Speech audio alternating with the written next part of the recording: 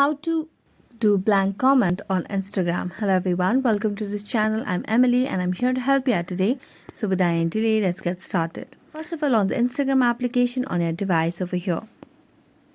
Next, tap on any of the posts where you want to comment. So let me just go to the post over here. I'm gonna select a very random post over here and tap on it and then tap on the comment section. Now if you want to just make it a blank comment and tap on send, it will not send it. You just have to add any sort of emojis or words over here in order to send it. So in order to add the blank comment, you can simply ignore this in this way. So what you can simply do over here is go back and then tap on any of the Google or any of the options over here where you can type. So simply tap on the search bar